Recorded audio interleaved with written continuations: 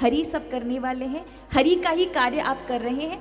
आप तो सिर्फ मात्र ये, जैसे गाड़ी होती है और उसके ऊपर एक ड्राइवर होता है, ड्राइवर जहां चाहे गाड़ी को ले जा सकता है, मुड़ा सकता है, घुमा सकता है। अपने शरीर को भगवान की गाड़ी मानो। क्या मानो? हम गाड़ी है, हमारे चलाने वाले ड्राइवर भगवान है। इसीलिए हम तिलक लगाते हैं। तिलक क्यों लगाते हैं? कारण ये है कि हम मानते हैं कि हमारे ड्राइवर इस शरीर के भगवान हैं। आप जब गाड़ी चलाते हैं, ब्रेक कहां होते हैं? नीचे। चरण से आप ब्रेक दबाते हैं, एक्सीलेटर दबाते हैं, पर ये वाली गाड़ी के ब्रेक ऊपर लगे हैं। कहां लगे हैं? ये खोटी हो गई ना महाराज, सब डुबा देगी।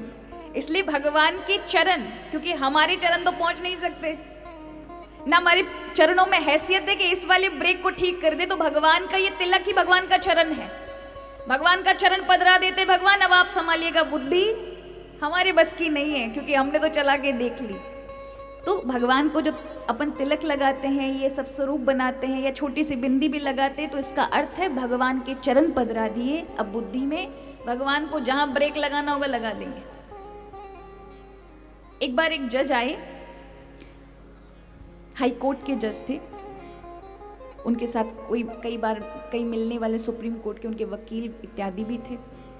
तो उन्होंने कहा कि हमारे सामने ऐसे ऐसे लोग आ जाते हैं कि ऐसा लगता है कि हम कहीं गलत ना कर दें, किसी को हम गलत निर्णय ना दे दें, कि कोई बिना दंड भुगते ही सजा भुगत रहा है, उसने कुछ किया भी नहीं फिर भी सजा मिल रही है। तो ऐसे कैसे बचे? हमें तो जॉब ही ऐसी मिली, हमें तो भगवान ने दिया ही कुछ ऐसा है। बहुत भक्त हैं।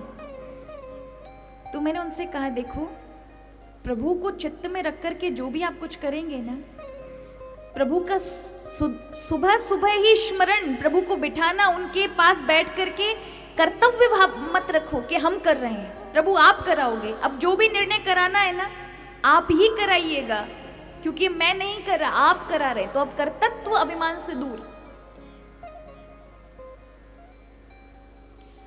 फिर आपसे अगर कदनचित जो भी होगा वो गलत नहीं हो सकता, क्योंकि बुद्धि वहां पर ठाकुर जी भेजेंगे ही नहीं कि आप कोई गलत निर्णय दें। तो हम कर्तृत्व अभिमान से दूर रहे महाराज। अहंकार ही होता है। और आप देखिए, आपने अनुभव भी किया होगा, बुद्धि अगर ज्यादा आप उलझा के रखेंगे तो बुद्धि गड़बड़ा जाएगी। कभी देखा है, आप एग्जाम देने जाते और बहुत कुछ पढ़ा होता है और बहुत ज्यादा टेंशन ले ली, तनाव ले ली, तो बुद्धि भ्रमित हो जाती है। उस समय आपको कुछ समझ नहीं आएगा, कुछ भी नहीं। इसलिए कहा है प्रभु का स्मरण करो, बुद्धि स्वच्छ, मन स्वच्छ रहे तो ठीक ठीक सब समझ आने लगता है। हृदय से नए नए विचार उपस्थित हो जाते हैं। भगवान ही अंदर से आपको ऐसी प्रेरणा देते, ये करो, ये सही है। और आप दूसरा प्रण ले ही नहीं सकते। भगवान अंदर से ये प्रेरणा दे, ये करना है, वो इतना बल होता है उस संकल्प में कि आप दूसरा किसी संकल्प विचार को उठा नहीं सकते उसके सामने। पर आपको करना होगा, प्रभु आप कर रहे हैं, हम नहीं कर रहे, ये भाव रखना पड़ेगा। तब ये नहीं कि मैंने किसी को जीवन दान दे दिया, मैं इतना बड़ा, ऐसा भाव रखते ही वो चीजें गड़बड़ हो जाएंगी, तो आपको दोष नहीं लगता। इसलिए हमारे ठाकुर को जो चीज अपना बना सकती है वो है भाव। दुनिया भर को हम अपना मान के चलते हैं, ये मेरा बेटा, ये मेरा परिवार, ये मेरा। भगवान को आपने क्या माना है? कोई संबंध बनाया है? घर में लाल बैठे हैं, लाला जी बैठे हैं और लाल जी बैठे, तो उनके साथ कोई संबंध बनाया है? बेटे का, पुत्र का, घर के मुखिया का, मालिक का, किसका संबंध बनाया है? सखा का, मित्र का। दुनिया को मत दिखाओ कि आप क्या बोलते हो उन्हें। हम अपने चैन बिहारी को क्या बोलते हैं ये दुनिया को नहीं पता, पर हमारा एकांत में उनके साथ क्या संबंध है ये केवल मैं जानूं या मेरे ठाकुर जाने। ये वाला संबंध आप लोगों ने बनाया है और प्रभु इसी संबंध पर आपके बनते हैं। पुष्टि मार्गी बल्लभ संप्रदाय की बहुत प्यारी सत्य घटना है महाराज।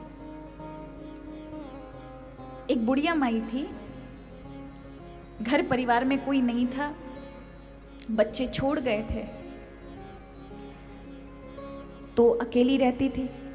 घर में बालकृष्ण लाल का छोटा सा स्वरूप था, उनकी सेवा करती थी, पर उनको लाल भाव में मानती थी कि बेटा है मेरा, मेरे बेटों ने तो मुझे छोड़ दिया, पर मेरा ये बेटा मेरे साथ है।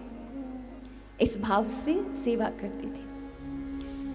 उसका भाव इतना निश्चल था और इतने निष्ठावान थी कि भगवान उस पीतल के स्वरूप से निकलकर छोटे बालक के रूप में उसके साथ खेलने लगे।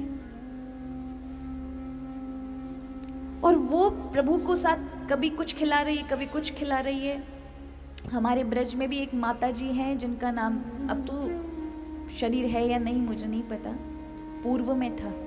उनके लड्डू गोपाल छुप जाते थे, वो ढूंढती रहती थी, कभी कहीं मिल रहे हैं कभी कहीं, पूरे दिन ढूंढना। ठाकुर जी कभी अंगीठी लगाई तो फिर कहीं बेड पर मिले, कहीं कहीं बाहर मिले, इस प्रकार का वो खेलते रहते थे। तो लोगों ने जब वो वृद्धा माता का कुछ ऐसा तबीयत खराब हुआ तो लोगों ने उससे वो ठाकुर जी ले जाने की कोशिश की, तो ठाकुर जी अदृश्य हो गए।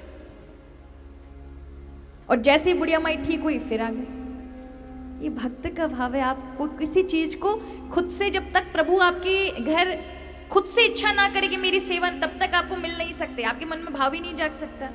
इसलिए जिनके घर में बालकृष्ण लाल है, ठाकुर सेवा है, इसका अर्थ है आप नहीं कर रहे, स्वयं भगवान की इच्छा है आपके घर रहने की, इसलिए मौका दिया है आपको, समझे उसको। तो ये वृद्ध माता एक दिन चावल बीन रही थी अपने आंगन में बैठ के, तभी दो बिल्ली बहुत तेज लड़ाई झगड़ा करती हैं। अब आप जानते, दो बिल्ली लड़ जाएं, आपने देखा होगा किस तरह से झपटे मारती हैं, एक दूसरे पर पंजे मारती हैं। तो लाल जी वहां मैया को चावल एक एक वो बीनती जा रही थी कंकड़, और ठाकुर जी कंकड़ उठा के फिर से डाल देते। वो बुढ़िया कहती है, अरे लाला मत इसको, मुझे परेशान, मैं बूढ़ी हूं, मुझे कम दिखता है। ठाकुर जी फिर से उठा के डालते। मैया, इतने में बिल्ली आ गई, लड़ते लड़ते आंगन में आ गई ऊपर छत से। तो ठाकुर जी डर जाते हैं और डर के मैया की, वो वृद्ध माता है, उसकी गोदी में जाके गिरे। माँ माँ माँ, बुढ़िया माई बैठी बैठी गिर गई, वृद्ध थी। तो ठाकुर जी को उठा करके मैं बोलती एकदम झल्ला करके, ये दो बिल्ली से डर रहा है, जब पूतना आई थी तब 6 दिन का, तब तो नहीं डरा, उसको मार डाला तूने, इनसे डर रहा है तू। जब 6 दिन का था तब पूतना इतनी विशाल राक्षसी आई, उससे तो तू डरा नहीं, ये दो बिल्ली से तू डर गया। तुरंत भगवान अदृश्य हो गए। क्यों? तूने ऐश्वर्य का दर्शन कर लिया। जब तक तू भाव में थी कि मैं बालक हूं, तो मैं तेरे समक्ष बालक था, किंतु